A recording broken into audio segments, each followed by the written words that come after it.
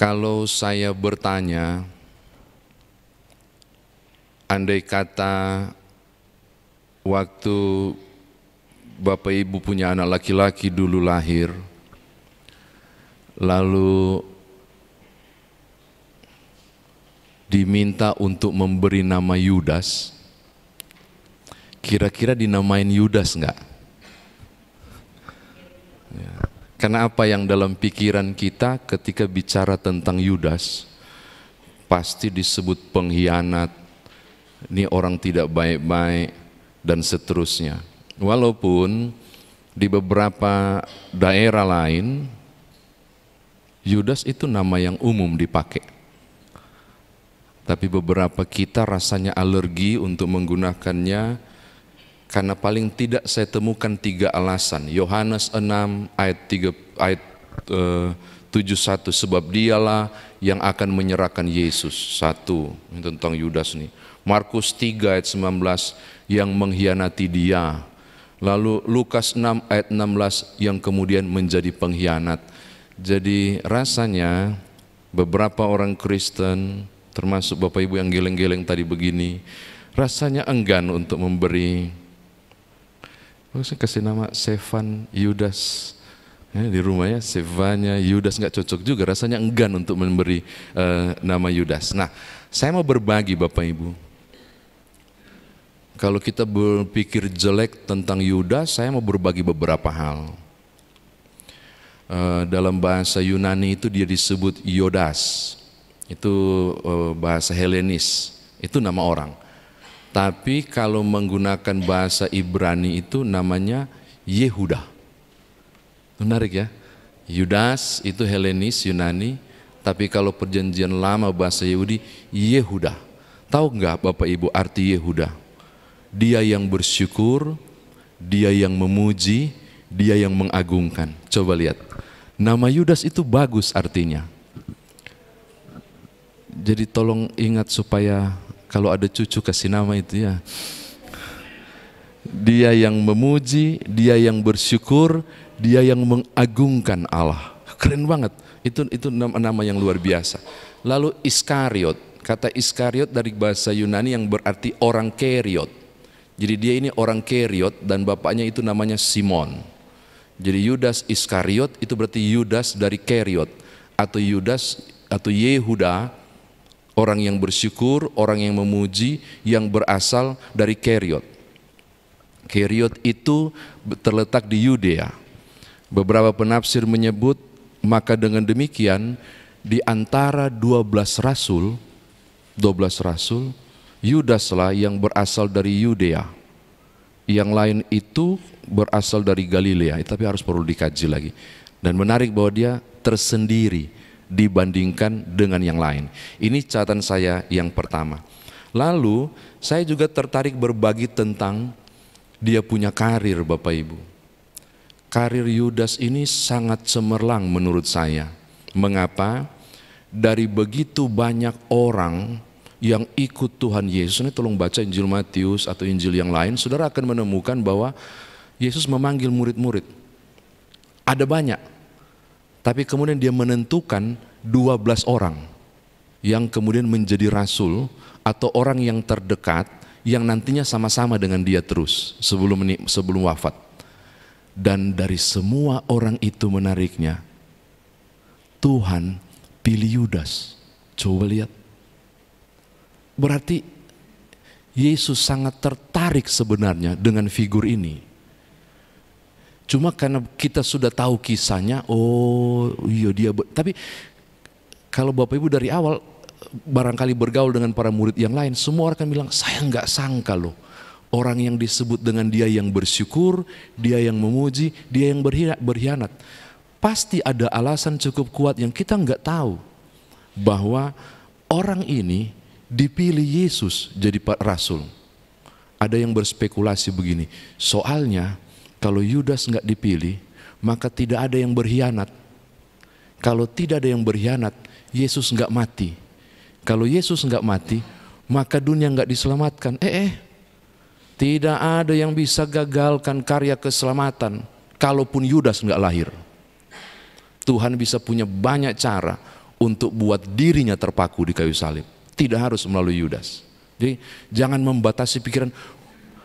Bahkan ada yang berani bilang begini, sebenarnya juru selamat itu ada dua. Selain Yesus, Yudas juga. Oh Tuhan.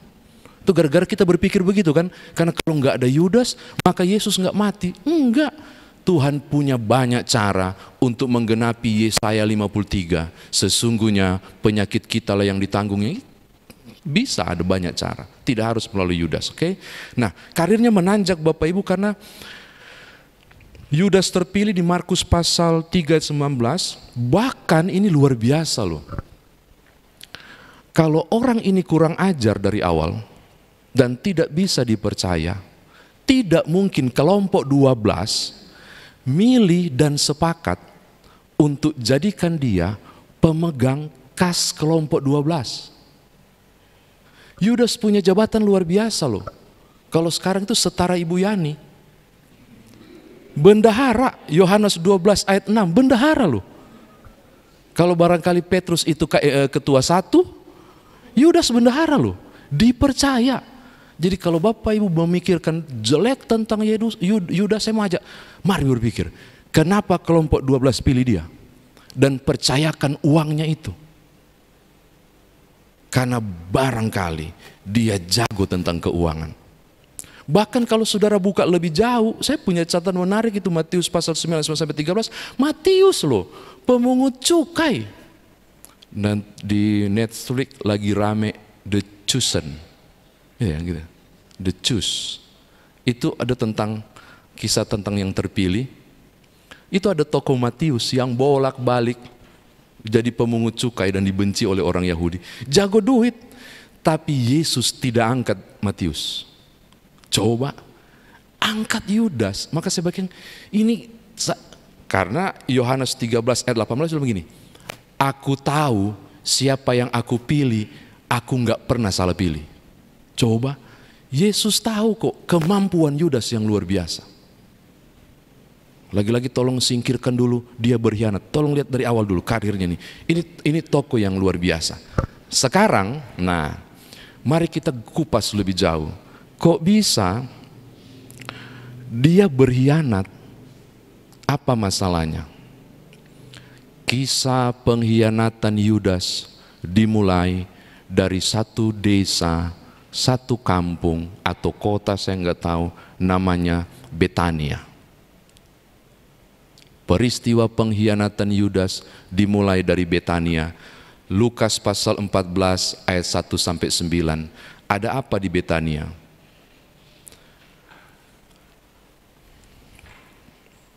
Seorang perempuan bernama Maria yang berasal dari Magdala. Magdala itu kota ramai, tempat pertemuan kota-kota yang lain. Jadi terminal bus, jalur darat yang sangat ramai, tapi juga dekat pesisir. Di kota itu tempat orang singgah, termasuk para sopir-sopir lah kalau kita anggap begitu, atau mereka yang melintas cukup jauh. Maka disiapkanlah tempat-tempat minuman keras, tempat pesta di situ untuk senang-senangkan diri, kan itu pusat kota. Nah, salah satu pengerja malam itu namanya Maria dari Magdala, yang saudara kenal dengan Maria Magdalena. Orang bilang dia pelacur atau apa? Enggak, dia pengerja malamnya, menyajikan segala macam itu. Tiba-tiba dia masuk, merebahkan kakinya di kaki Yesus. Lalu dia mengambil sekendi minyak narwastu yang mahal. Lalu dia tuangkan di kaki Yesus dengan air matanya. Lalu membasuhnya dengan rambutnya itu. Orang protes. Dan satu laki-laki yang sangat lantang berdiri dan protes dan marah. Dia bilang begini, kalau ini disebut bukan pemujaan, tapi ini disebut pemborosan luar biasa. Dia bilang, narwastu itu mahal Bapak Ibu. Makanya kaget, makanya ada yang tegur dia. Ini pemborosan. Harusnya uang ini Daripada kau beli narwastu, tuangkan ke Yesus, harusnya bisa dipakai untuk kasih makan para janda. Saya selalu ingatkan ya, janda Israel tidak ada yang kaya, susah. Dan anak-anak terlantar, harus itu. Bapak Ibu tahu siapa yang protes itu? Dan sangat lantang itu. Itu ada di Yohanes 12 ayat 1 sampai 8. Ketika dikonfirmasi, ternyata yang protes itu di Markus pasal 14 ayat 1 sampai 9 dan ayat 10. Yudas. Yudas yang marah. Mengapa? Dugaan cukup kuat saya. Kalau dia sangat sensitif soal duit, ini orang ekonom. Dia pasti benar-benar punya profesi di bidang keuangan.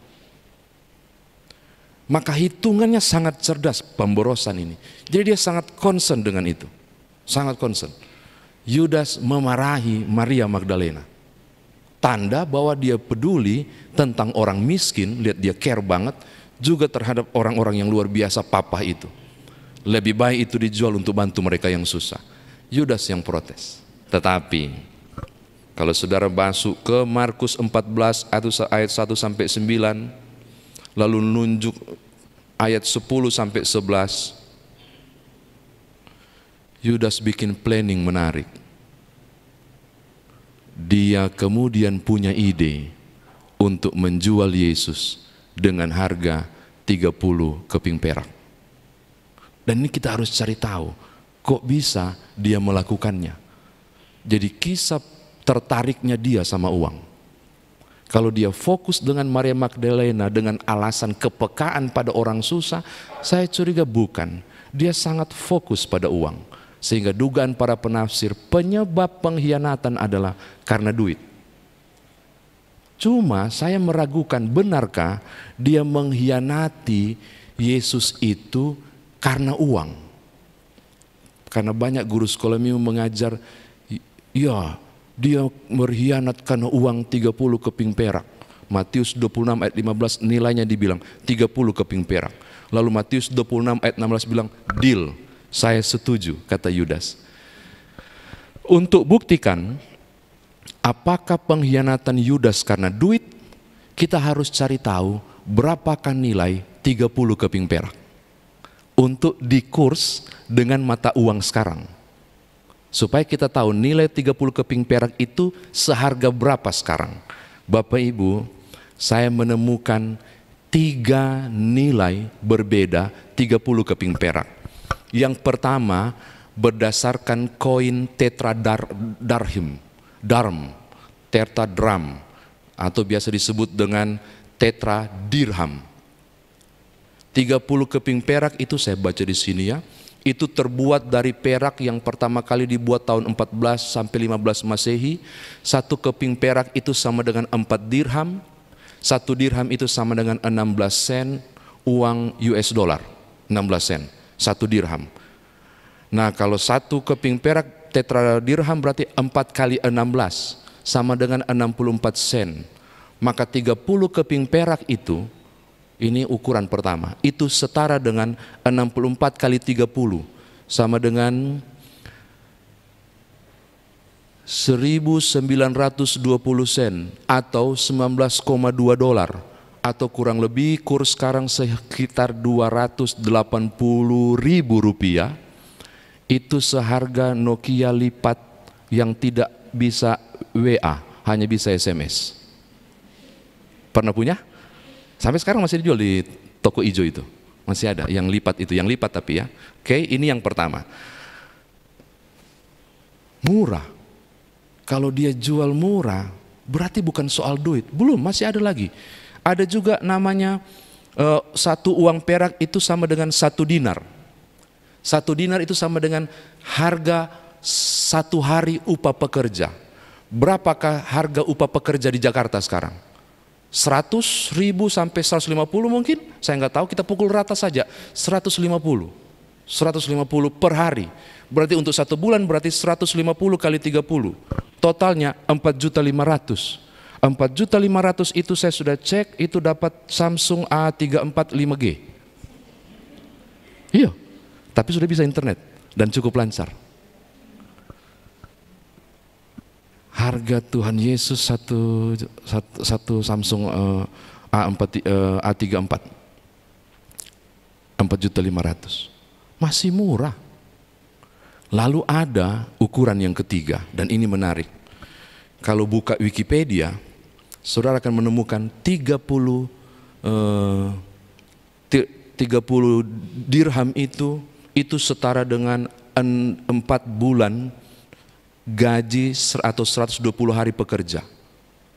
Maka kalau mau dibulatkan dan diuangkan berarti kurang lebih 2,7 juta. Dikalikan 30 seterusnya kita akan dapat 10.800.000. Saya cek di toko ijo itu setara dengan iPhone 12 Pro Max 256 GB second. Saya sampai cari dari tadi, cari tahu. Ada yang bilang itu mahal, bisa saja. Ada yang bilang sedang-sedang, bisa saja. Ada bilang murah, bisa saja. Maka dugaan saya ini bukan cuma soal uang. Kita harus cari tahu kenapa orang terpilih ini sampai berkhianat. Kalau cuma untuk uang, teganian dia untuk menjual seharga itu. Nggak mungkin lah, makan tidur loh sama-sama dengan Yesus. Paling tidak nilai persahabatan tidak mungkin senilai itu. Pasti lebih mahal. Berarti ada sesuatu yang tidak beres. Saya menemukan alasan yang lain, Bapak Ibu. Gerakan Selot begitu kuat pada waktu itu.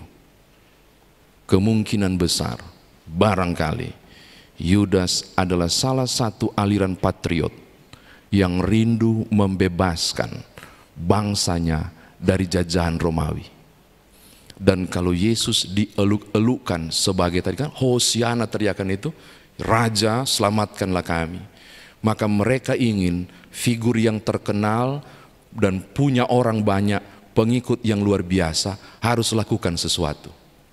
Maka upayanya adalah dia harus pegang kendali Yesus. Dia harus bertakhta, dia harus perjuangkan Israel, dia yang gerakkan massa supaya kemudian orang-orang memihak padanya, pemberontakan terjadi, Romawi goyang. Jadi strateginya adalah strategi politis, tapi nggak mempan. Dari awal bicara tentang kasih dan tidak mau melakukan apapun, maka logikanya kemungkinan seorang politis luar biasa bermain. Kita paksa dia, kita buat dia terpojok. Pasti dia akan gunakan kuasa ilahinya, karena selama 3 tahun saya tahu dia punya kuasa. Maka Yudas mengupayakan taktik ini untuk membuat Yesus menderita. Saudara tahu? Bukannya dia memberontak dari pikul salib dan menunjukkan kuasa keilahiannya. Apa yang terjadi? Justru Yesus Kristus merelakan diri, kemudian mati. Itu gagal total. Sampai kemudian langkah yang dia buat adalah gratis, Bapak Ibu. Tidak ada lagi langkah lain. Ketika dia lihat Yesus tidak melakukan sesuatu, dalam kesadaran, kok jadi seperti ini guruku, kok jadi begini orang yang kuhormati. Langkah yang dia buat adalah mengambil tali di kayu mati, menggantungkan diri, dan kemudian tanah tempat dia mati disebut dengan tanah darah atau Hakaldama. Dugaan para penafsir kemudian, alasan yang menjadi kekuatan Yudas berkhianat bukan cuma faktor uang atau ekonomi, tapi faktor politis yang gagal total. Yudas tidak sempat untuk kemudian melihat karyanya lolos. Ini hal ketiga. Hal yang keempat, masih penasaran tentang Yudas. Saya gali lebih jauh. Dia ini sebenarnya siapa? Bapak Ibu tolong buka Yohanes 17 ayat 12. Yohanes 17, nanti kasih tanda aja ya, saya tidak perlu suruh tunggu Bapak Ibu selesai buka. Yohanes 17 ayat 12 bilang gini, Dia yang ditentukan untuk binasa. Dia yang ditentukan untuk binasa. Kurang bermakna. Tapi kalau pakai King James Version, Bapak Ibu akan menemukan terjemahan the son of perdition. Atau teks aslinya itu hohulos tes apoleis, yang berarti kebinasaan. Jadi Yudas itu diberi gelar bukan untuk binasa, salah. Saya nggak tahu terjemahannya seperti, tapi terjemahan yang lebih tepat adalah anak kebinasaan. Ada anak orang Ambon nggak di sini? Kalau orang Ambon tuh pasti ngerti anak kebinasaan. Kalau anak kecuping alus nih, pernah dengar? Tuh. Anak spanggal, kayak begitu. Anak kebinasaan nih, anak kebinasaan satu ini. Kayak gitu. Jadi dari awal dia ketika itu ternyata Yesus bilang anak kebinasaan. Ada sesuatu. Loh, berarti di pertengahan jalan Yesus sudah tahu ini orang akan berkhianat. Pertanyaannya, kenapa Yesus membiarkan dia berkhianat? Seakan-akan Yesus menjadikan jalan Yudas untuk penggenapan karya agung Allah. Dan nanti akan benar orang bilang berarti juru selamat ada dua. Saya mengkaji lebih jauh Bapak Ibu, saya menemukan Yohanes 13 ayat 21 dan 26. Itu Yohanes 13 itu Bapak Ibu harus baca dari ayat-ayat awal. Itu Yesus basuh kaki mereka satu-satu. Semua. Setelah selesai dibasuh, dia ngomong begini, aku tahu bahwa malam ini ada orang di antara kalian yang menyerahkan aku. Ngomong. Ayat 26, sebelum ayat 26 Petrus gelisah, bukan saya kan. Ayat 26 bilang, kasih tanda cukup kuat. Dia yang mencelupkan roti di pingganku ini, maksudnya di cawanku ini, dialah yang berkhianat. Bener, Yudas tiba-tiba ambil roti. Memang dia nggak dengar ngomongan tadi, dia dengar. Loh, itu ruangan tertutup kok. Dia sengaja celup begini. Pas dia sengaja celup begini, ayat berikutnya saudara akan menemukan Yesus mengatakan, lakukan apa yang kau rencanakan. Pergi dia. Apa maksud saya? Sejak masuk di lantai 2 itu, melalui pembasuhan kaki, pastoral sudah dilakukan oleh Tuhan Yesus. Penyindiran halus sudah dibuat untuk membuat orang ini jangan sampai jadi kebinasaan, untuk buat orang ini jangan sampai tidak diselamatkan. Diucapkan dengan sangat bersahabat. Tapi Alkitab bilang, saya temukan ayat luar biasa loh Bapak Ibu. Yohanes 13 ayat 27. Dirasuk dia sama setan ternyata. Habis di pastoral itu. Dan langsung dia pergi. Dan bertransaksi dengan mahkamah agama. Maka saya sampai pada titik yang menarik tentang Yudas. Pada awalnya, dia bukan pribadi yang berniat mengkhianati Yesus. Kasihan ya. Pada awalnya dia terlihat sebagai pribadi yang sangat berpotensi dan dipercaya oleh kelompok 12. Ternyata faktor luar dan faktor dalam sangat berpengaruh. Faktor dalam soal cinta uang. Faktor luar adalah faktor lingkungan ketika rindu memerdekakan orang Israel dari Romawi. Ternyata dua faktor itu membuat orang yang sangat dipercaya itu, orang yang sangat diyakini punya potensi itu, berbalik 180 derajat untuk tidak mengikuti alur mainnya gurunya, tapi dia bisa membuat arahnya sendiri dan menjual Yesus. Kalau kemudian saudara berpikir bahwa Yudas pribadi yang tidak layak, saya berani mengatakan sesungguhnya sejak awal tidaklah demikian. Dia adalah pribadi yang tersesatkan karena terkonfirmasi di Yohanes 13 ayat 27, iblis turut ambil bagian. 3 penyebab. Faktor dalam, faktor luar. Baru iblis menabuh gendang dan dia turut menari di dalamnya. Demikian Bapak Ibu, saya kira firman Tuhan ditafsirkan bagi kita. Sekarang di Sabtu Sunyi ini, Sabtu Teduh itu Bapak Ibu berasal dari Injil Matius pasal 27 ayat 61. Saya bacakan ya. Tetapi Maria Magdalena dan Maria yang lain tinggal di situ, duduk di depan kubur itu. Merenung, ya ampun, sudah mati guru kita. Sudah mati Sang Mesias. Perenungan luar biasa. Malam ini sebenarnya sudah masuk hari Paskah kita ya, karena sudah lewat dari jam 6. Nggak apa-apalah. Malam ini untuk menyongsong fajar Paskah, Bapak Ibu dan saya ada di posisi di depan kubur itu bersama Maria dan Magdalena yang sedang merenung. Saya mau bilang Bapak Ibu, untuk berkhianat ada harga yang harus Yudas bayar.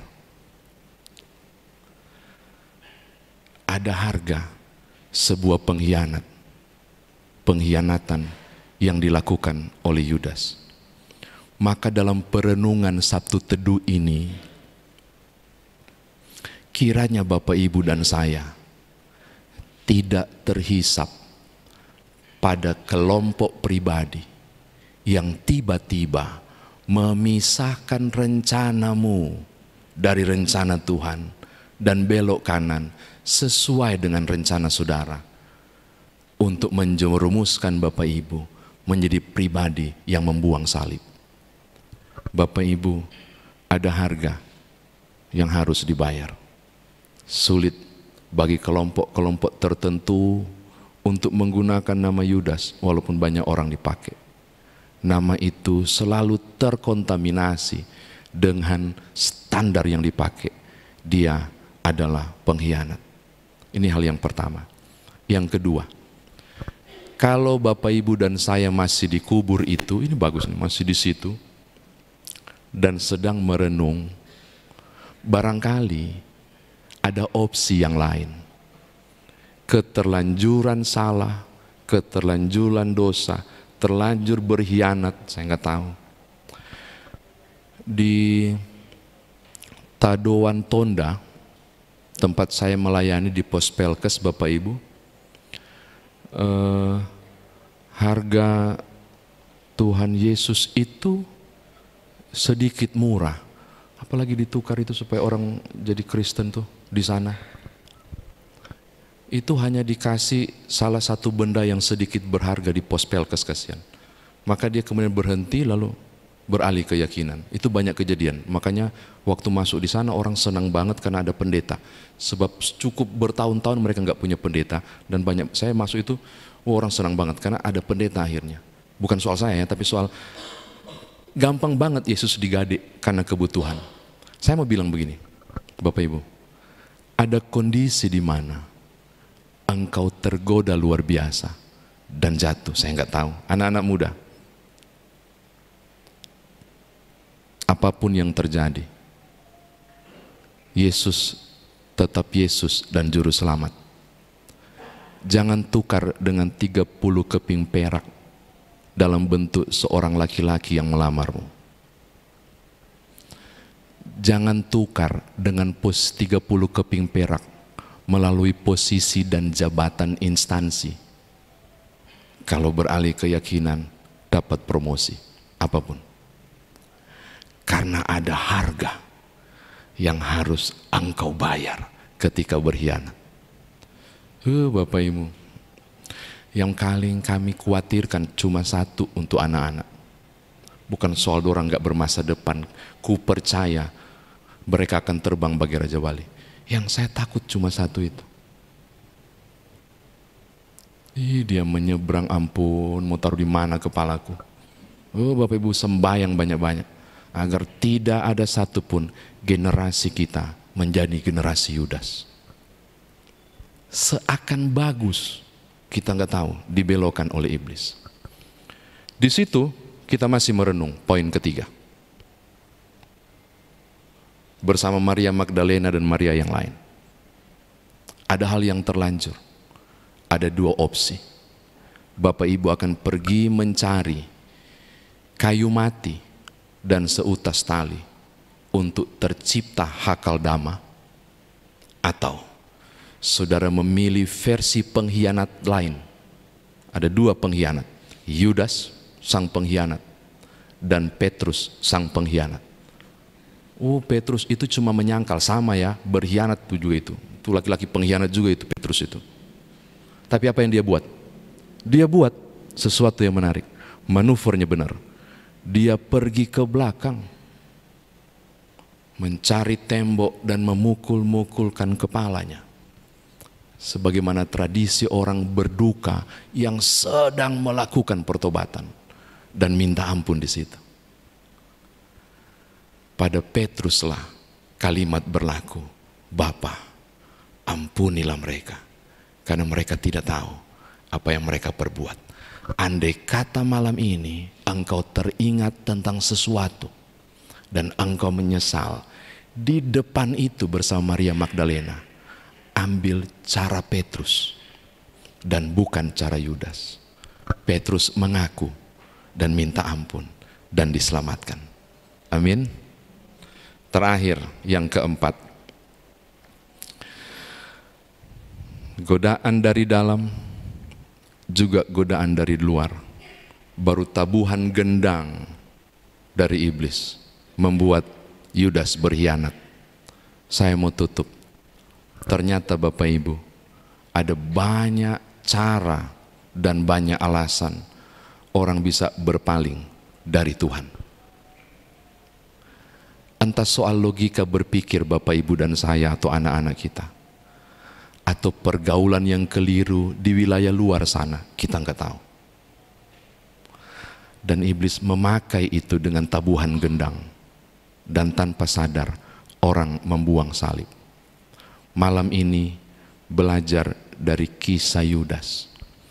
Wanti-wantilah pada anak-anak, sambayang, tikang lutut, berdoa buat mereka, agar ketika mereka pergi jauh ke sana, barangkali sekolah di luar pengawasan loh Bapak Ibu, atau bergaul di sana, mereka tidak pernah menemukan teks-teks tertentu atau orang-orang yang pintar bersilat lidah dan mempengaruhi mereka dan meninggalkan Tuhan. Aduh, orang tidak tahu Bapak Ibu, ternyata ada banyak faktor yang membuat Yudas kemudian berkhianat. Tugas saya dan Bapak Ibu, minta Tuhan terlibat untuk kawal anak-anak kita pada jalan lurus, supaya dia tidak disebut sebagai anak kebinasaan. Mari belajar dari Yudas. Tuhan berkati Bapak Ibu. Amin.